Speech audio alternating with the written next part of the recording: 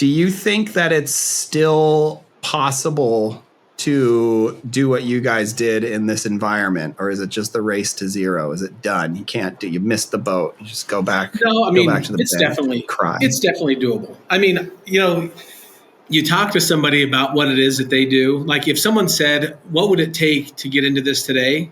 It's a ton. It's a ton to be where we are. It's a ton. And looking back 9 years, saying if we knew 9 years ago what we know today, would we have tried it? And the answer is probably not. Because it's a shitload of work. It's a shitload of sleepless nights. It's just a lot of questions. I mean, every single time you turn around, it's something different. And it's, I've said it for years. It's, no matter which way you turn, there's somebody waiting there with a club to beat your ass. Welcome to the Payments Experts Podcast, a podcast of Global Legal Law Firm. We hope you enjoy this episode. We're really excited. We've got a remote podcast today. We've got joining us remotely Frank Pagano of VizyPay. You can find Frank over at VizyPay.com, as well as managing partner of Global Legal Law Firm, James Huber. James, Frank, we're looking forward to a good conversation today. Welcome. Awesome. The intro made it sound like Frank was also the managing partner of Global Legal Law Firm. I am not. So, Frank, thanks for joining us. You said you dug your way into work today under a foot of snow, so that's great. What, VizyPay, you probably have to live under a rock to not know about you guys. It seems pretty prominent. You guys are at all of the trade shows. Do you go to every single one? Generally, yeah. I think Northeast was one that we just started going to maybe 3 or 4 years ago. But yeah, for the most part, you're going to catch us at pretty much all the circuit shows. Yeah. We see you guys there. We see you guys at all the shows, and you've got a pretty big organization. But before we get into VizyPay, you're here. Tell us about yourself. Mainly, how'd you get into payments? How'd you get stuck in this industry that's so wonderful? Well, so oddly enough, I was building a house. This is like 2014, 15. And, nice neighborhood, some big houses there. I kind of see this guy. He's got a young family, driving some pretty sweet cars, like matching his and hers G-Wagons, big house, real young family, like 2, 4, and 6. And I look over there and I'm like, man, that guy, I don't know who he is, but he's got to be some sort of rocket scientist, some sort of, astronaut or something. He's young. He's like, maybe late 20s, early 30s. I'm like, that guy, whoever it is, must be nice to be him. I'm running a business myself at the time, entrepreneurial life, it's ups and downs. And I go meet my neighbor. And if anybody knows Austin McNabb, you'll know he is not a rocket scientist. He's a charismatic guy. I knew immediately this guy's a sales guy. So oddly enough, he's kind of looking at me saying, hey, what do you do? How did you get into what business that you're in? And at the time I was in energy efficiency sales, which were boom or bust. I mean, could be massive years. It could be nothing. And he's like, yeah, I'm thinking about starting my own thing, kind of breaks it down. I said, that sounds interesting, but I would not do it if I were you. If I were you, I'd stay with a W-2 position, keep doing what you're doing. You've got something figured out at a young age, stick with it. And honestly, he came to my house. We were at a pool party in my backyard. He had a spreadsheet. I remember him walking in with one single spreadsheet. And he's like, I was thinking if we could do this and this and this. I was like, well, if you're really, truly serious about this, you should probably put a business plan together and then, not just talk to me, but talk to anybody else that might want to listen and see what options you've got. So fast forward, a little bit, we start the company, and I'd say it was maybe about 6 months in. We had more success than we knew what to do with, which was, in my opinion, any organization or anything that I've ever been part of where, they were a startup, it usually takes twice as much money and 3 times as long. This was, we were 6 months in. I used to come in on Fridays to the office. I was not working there at the time. I still had a job that actually paid me money. And so I go into the office and I said, well, let's go through some numbers. We're drinking a coffee. And, we pull out that old business plan. And we were in month 6 where we thought we would be in month 18. And so we had kind of catapulted kind of the numbers, which, much to my surprise, I knew it was good. I just didn't know it was there. And at that moment, I said, this is the future. It's going to hurt. And it did. But I turned my back on a career that was, like I said, paying me money to work for a company that had no money to pay money. I mean, we've been bootstrapped this whole time, and literally went to work for a year without any pay, any income. I like to tell the story. I like red wine, and I've got a bunch of it. We've collected a bunch over the years. During that year, we drank all of our good wine because we didn't want to spend the money at the store to go buy new wine. So literally, during some of our toughest financial, we're crushing all the red wine. So long story, but that's how I got into the business, and I've fallen in love with the industry and with the business, and it's been no turning back whatsoever. And you're able to restock the cellar.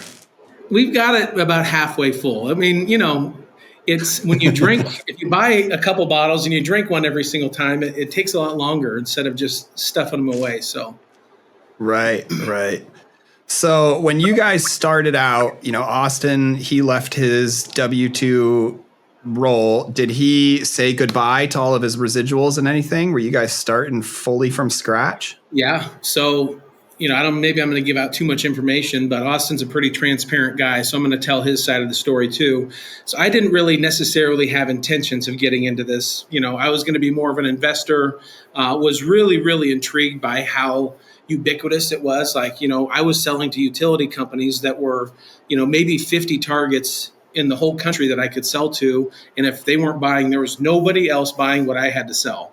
And what I loved about this industry was that you could literally go down the street and you could, walk up and down the street and potentially close deals and have business. So I love that idea. He literally started from scratch. He took out a home equity line of credit on his way out the door when he still had a salary, knowing that he was going to potentially need, some extra cash to get him through. And he was right.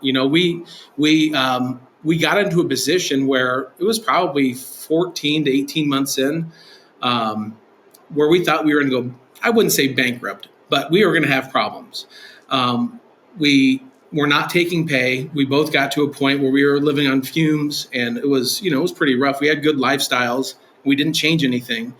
He was living on some borrowed money, and I basically had all my cash reserves that were either going into the business or being used for month to month.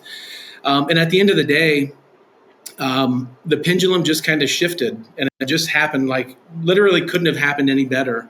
But yeah, he walked away from his entire organization and literally started from scratch. And when I say scratch, I mean borrowed scratch too.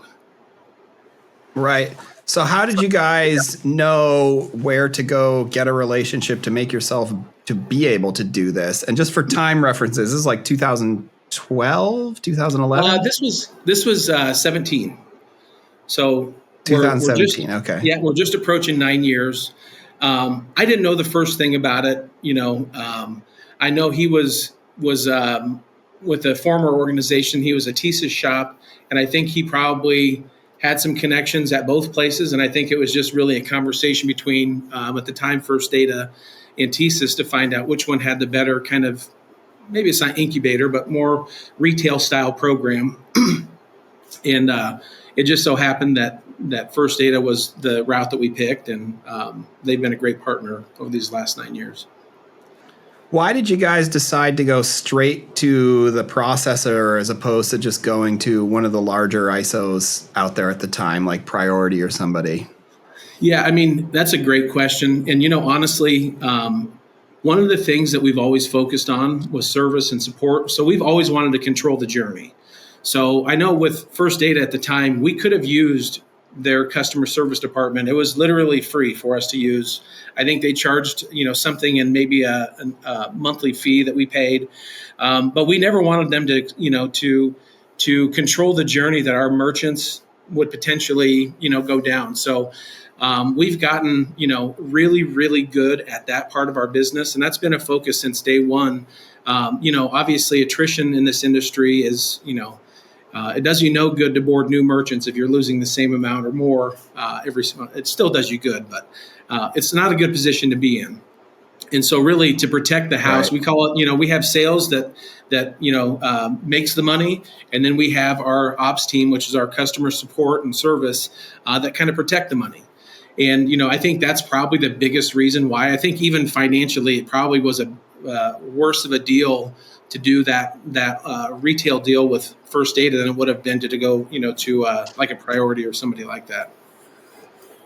It 100% was. And were you guys doing leasing at the time too? So you had, some upfront capital on deals to pay out sales agents? Funny story about that. So no, the answer is no. We've never done it. Again, we've acted a lot of times in a manner that was merchant centric, knowing we'd rather make a little bit of money for a long time than a lot of money in a short amount of time. And so it's always kind of been a long game plan for us. So, during those kind of tumultuous times early on, me not knowing the industry very well, I'm talking to Austin. I'm like, well, we have some tough choices that we're going to have to make over these next couple months. This is maybe 18 months in or so. And I said, every time that we feel like we're going to have some extra cash, we get more sales the next month than we had the month before. And, our cost of acquisition it eats it up. Again, a good problem to have, but it was a problem. And he said, well, I'm going to have you look at something. And he said, I've always been against it, but I'm open to it if you like the idea. It's called leasing. He gives me 3, and I'm like instantly just drawn to it. Like, this is amazing. Like, so you're saying we can get rid of all of our cost of, acquisition and make money on top of it? And he said, before you get super carried away, here's 3 websites. Go look at these 3 companies, and then let's talk about it tomorrow. So obviously I do my homework. I mean, 1 star. I think if there were 0 stars, they would have 0 or negative stars for the reviews. I instantly knew, like, if we're trying to do the long game, this is probably not going to work.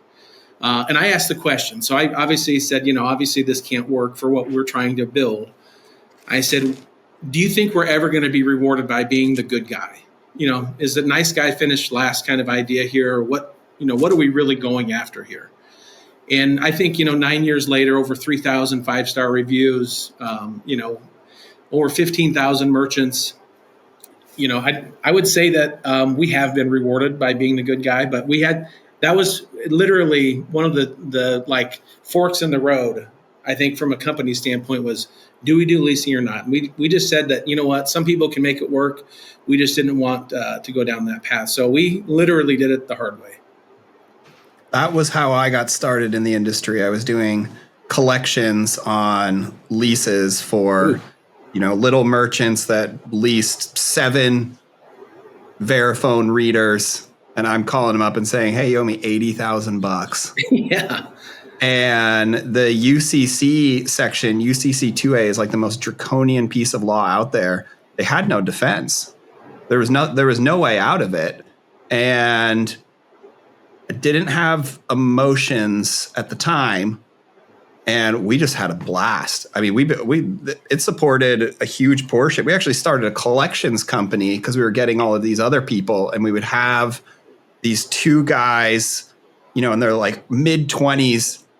They'd come in and they had this whole shtick where one person would call up and he'd get all red faced and be swearing at them. He'd like, "You motherfucker, you're going to pay this bill. I'm going to come down there. You piece of shit. I'm fucking come and get you." And then the other guy, you'd hear some ruffling and they'd hang up and he'd be like, "I'm sorry, Mr. Smith. This person has gone rogue. He's been fired. Now talk to me and let's work this out." And they would do this over and over. And I would just sit there laughing. And I didn't teach it. First, I was doing it. And I called them up and I'd be like, "I am a lawyer. I'm going to sue you. You don't want that." And then we would sue it. But these guys just had a great 1-2 punch. But then I saw that they were winning a lot of tickets off of the radio and coming in and bragging. And I'm like, well, you guys did your shtick 3 times. You made enough money and you bailed. So anyways, but yeah, the leasing, it's a gnarly market. I think that it's changed a little bit now. I'm sure you guys, you probably do some kind of financing when it's a huge POS machine and it costs $5,000. You're not necessarily giving that equipment away to a merchant who may go out of business. Yeah, I mean, we've got some plans that we've kind of put together. They're more like, I would say placement. So some of them we do where it's just, we have an agreement worked out where they stay with us for a certain amount of time, and we just actually literally place it there and don't charge for it. We've done subscription type of deals where it's just basically an ongoing subscription cost. It breaks, we replace it. It goes on forever. It gets outdated or end of life. We just replace it. And, it's kind of like what with your phone, the same kind of concept that the phone carrier is going to just give you a monthly fee, and you're never going to have a phone for 10 years. You're just going to constantly get the new one. So we found a few ways to kind of get around the merchant having to come out of pocket, because it is a problem. I mean, most merchants, it seems like maybe a trivial amount of money, a few, $2,000 or $3,000, but a lot of times it's tight and they don't really have in the budget to spend that kind of money. So we try to break it up, and we try to do it all in house as much as we can. We've had a few of our sales partners do leasing on their own. And it's just, it's an agreement outside of us, and it's just not something that we support, but it's something that, we have had to deal with from time to time. So when you guys started out, did you hire a bunch of W-2 people, or did you just use 1099 agents? I'm sure you had customer service. That's usually in-house W-2, but did you go the 1099 route or the W-2 route? There's probably a mixture of both. So when we started, we hired a handful of guys to go out and kind of attack the Des Moines, the central Iowa market. And they were pretty successful. We had a really good crew, actually. Austin was our first sales guy. So he knocked doors and did his thing. But once we kind of got kind of a base below, to stand on, I think, a decent amount of merchants where we kind of figured out our processes. We started having 1099s. We started talking to folks and started bringing 1099 agents in. And, we just didn't have the infrastructure that we do today. So it was a lot harder. We were doing stuff with spreadsheets, and we were doing stuff with, just really archaic the way that we had our reporting, but it was just what we had. And so it was kind of I wouldn't say it was a slow start, but we did have some people that, that kind of hit our doorstep that were trusted and people that we kind of started building with. But we did both. Yeah, and it's tough because I've seen people, they start up, they do what you guys did. They leave their old processor relationship, ISO relationship. They go out and start their own thing, and they recruit a couple agents, and they end up being bad. They're doing bad leases that charge backs. They're flipping deals and all of that. So right at the beginning, it's a tricky time. And one thing that we did for years, we still do it, just not formally, is we were tracking the bad sales agents. This was in maybe 2015-ish, where we were seeing a lot of people just jumping around, flipping deals, do a new lease here or there. And it was between, a number of our clients. So we held a list of, hey, I'm hiring this person. You guys know him. If I haven't heard of him, that's probably good news. Yeah. Or if I have heard of him and he's, a good player, but most of the time as attorneys in this space, we get to meet all the bad people more. So, we keep a list that people can actually call us up, because when you get those bad eggs, even an outside sales agent, it's toxicity. One toxic employee, when our firm was really small growing, we've had those, and they take 3 or 4 people with them because they poison the well. So yeah, it sounds like you guys got lucky with your first crew. I think being in the Midwest probably helps. I think when people are on the coast, that's where all the shady people hang out. Yeah, man. I don't know where we are. What's up with that? I don't know. Yeah, obviously, anytime that you're dealing with the volume of folks that we deal with, you come across some bad actors, and we have, and some stuff that is kind of embarrassing, honestly. Like how are we getting these things through? Like, why didn't we catch this before? Some of those types of questions where it's made our processes a little bit more I would say, robust. Some of the stuff that we do now, we didn't do when we were brand new. So, we didn't know what we didn't know at the time. And, it's unfortunate that this industry, I would say, especially like the agent chasing game is like, it's brutal, man. It's like, we talk about how let's not have a race to the bottom with rates, but then we've got every ISO in the world that's saying, yeah, let me give you a 90% split and upfront money and you can win this car, you can have this trip. And it's like, what are you guys doing? And so that's where I think the people that run and that chase those types of things, and all of a sudden you've got a brand new guy that came over from XYZ company in his first month, he's got 30 mids. Like, come on, man. What, you got a team? No, I'm just a solo guy. It's like, hey, let's not play that game. It's one thing to build a relationship, but that is the very first sign of you've got a bad actor when all of a sudden they're just flooding you with mids. And we've gotten ourselves in trouble by allowing too much of that to happen, and you've paid some upfronts and all this stuff. So it sucks that we've got that element in our ranks. And I think it probably exists in about any commissionable type of industry, but you definitely see it. It exists in every type of industry. We had a guy apply here that killed the interview. Turns out he wasn't even a lawyer. We got called like 3 years later, or by maybe the FBI. a year or two later. FBI. Yeah, they popped him because a bunch of people had hired him and they were wondering. And it was funny, because I think we may have even given some contract work and we saw it. We were like, oh, what? No, sorry. But anyways, yeah, they're everywhere. But yeah, your people matter. How many people does VizyPay have in your humongous mega office? In the office, I think we've got about 85. And what are all their names? Just say.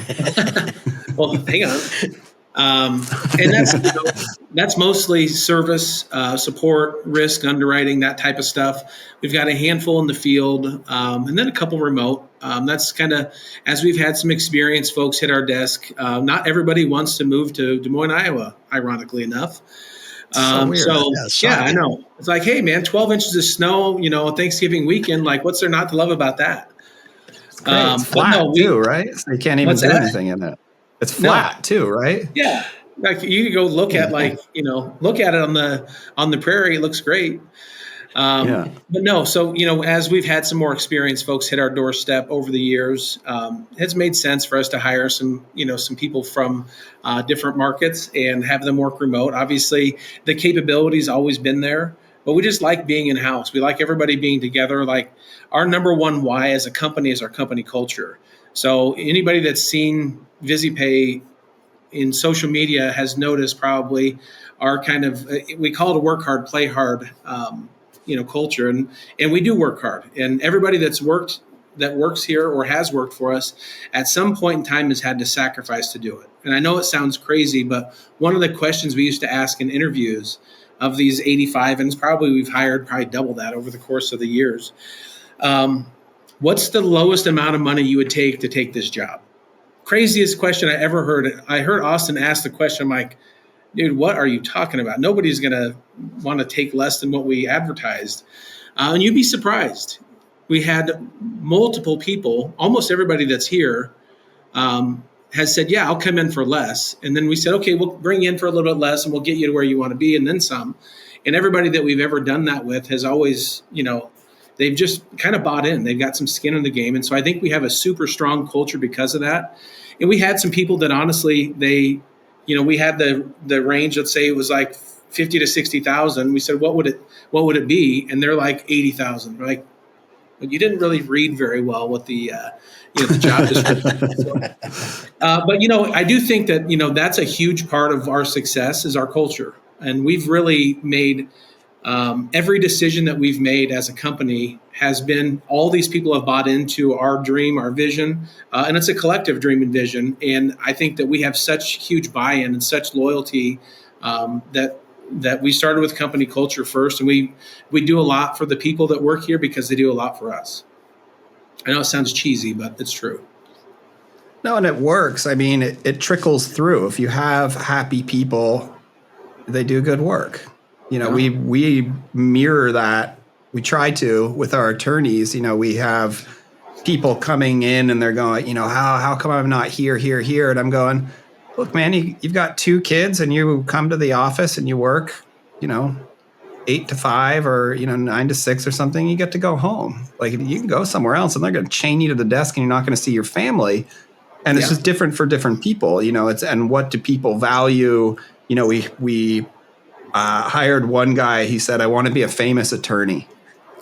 And we were like, great, I want you to be a famous attorney too. And he didn't care about money. I mean, he did, but he did that. He's going, I think I can become a famous attorney here. He's actually became a infamous attorney. But, that's a whole different story. But Jeremy, what did you want to say? Well, I was saying, Frank, you can tell we've got a lot of stories. Oh, I bet. Definitely. Yeah. I'm curious, I run into a lot of agents out there doing their thing, just hustling solo.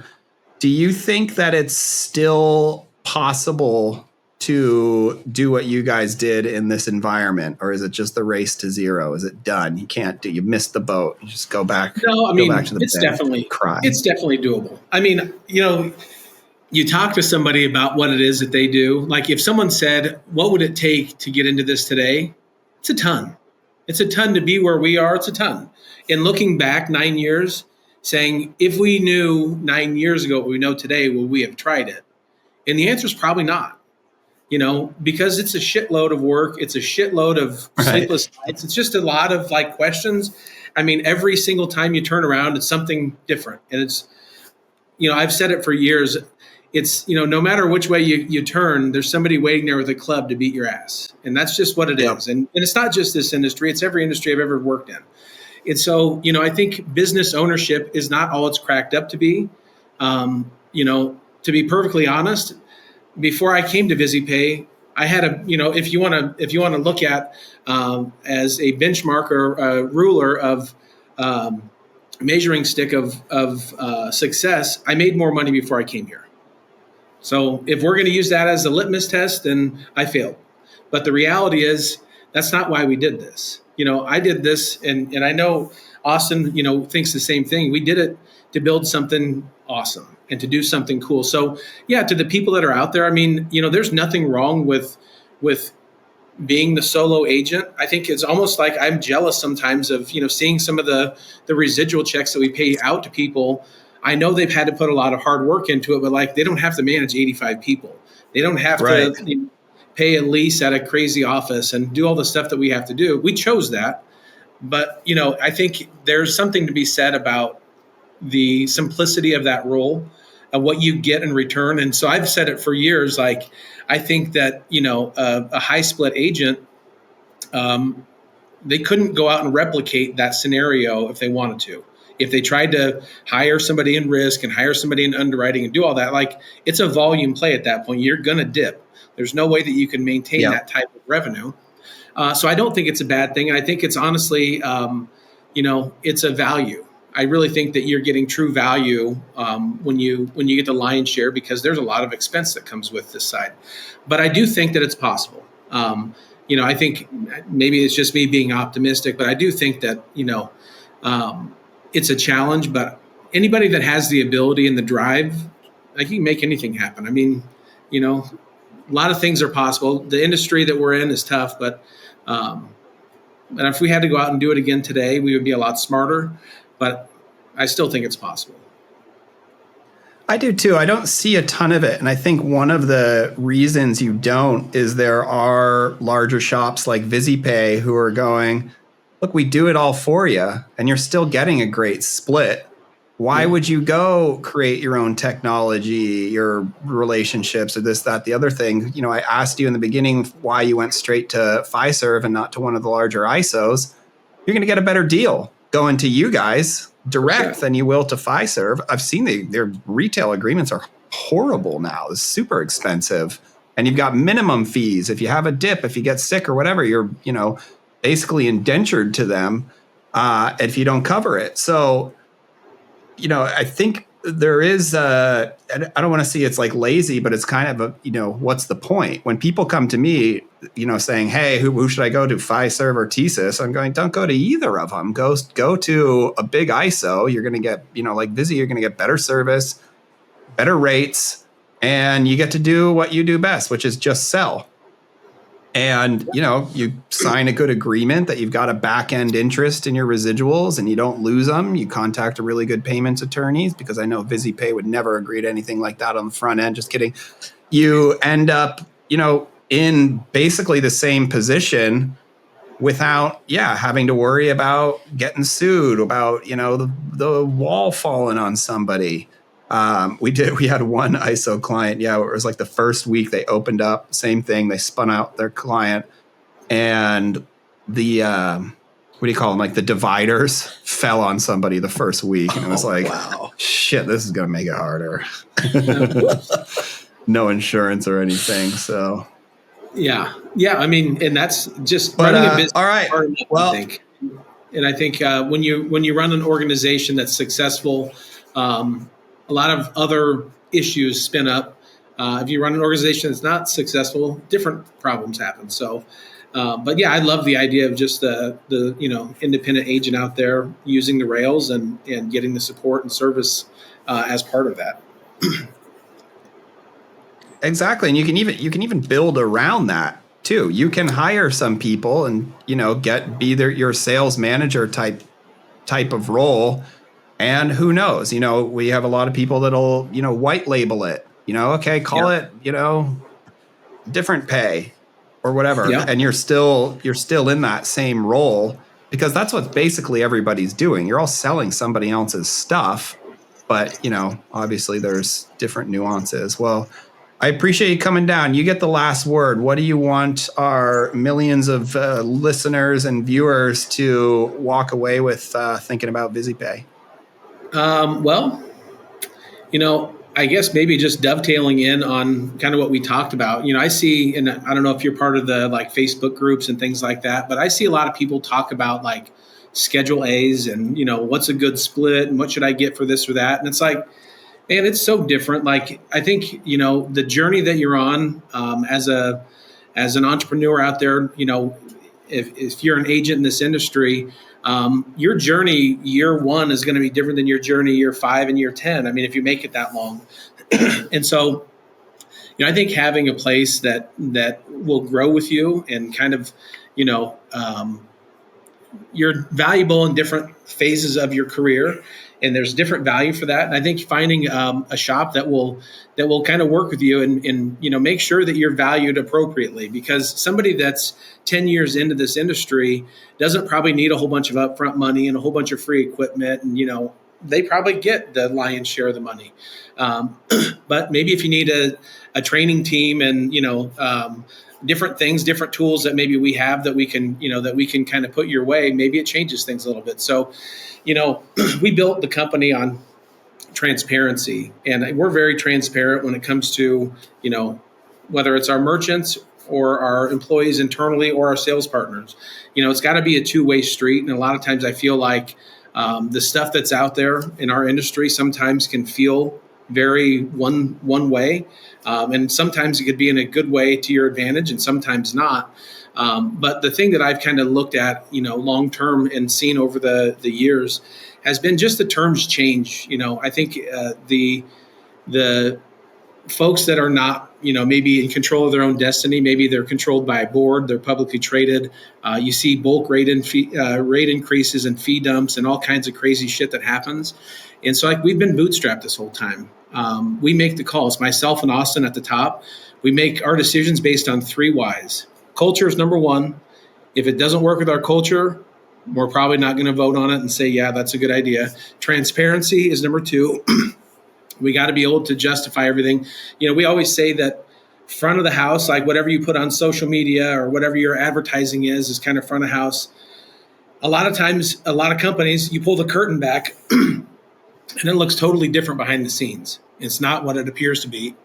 Yeah. And I feel like we're pretty much, you can look back behind the curtain and we are who we say we are. And, we're just true. We're very transparent. And the third why that we have as a company is being the voice for small business. So like that's really at the core of what we do. And I think most of our sales partners feel the same way. That's the nucleus of this whole thing, and it's what makes everything go. And so if we're not doing things in the best interest of those three whys, then chances are we're not going to sign on for it.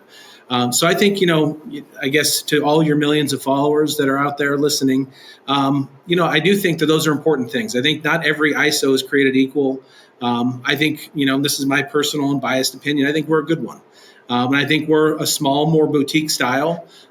We have all the same things, everything that everybody else has, but, as far as capabilities, but, I think when kind of taking a look at those things, you got to find out what's really important if you're looking and shopping for a new home, and find somebody that's willing to work with you and kind of put your best foot forward and not, do the old bait and switch and get you out there selling for them and then bulk increase everything and you lose all your merchants. So, but yeah, I really appreciate you having me on. I've seen your podcast before and appreciate, and honored to be talking to you here. All right. Awesome. Thanks, Frank. Thank you for listening to this episode of the Payments Experts Podcast, a podcast of Global Legal Law Firm. Visit us online today at globallegallawfirm.com. Matters discussed are all opinions and do not constitute legal advice. All events or likeness to real people and events is a coincidence.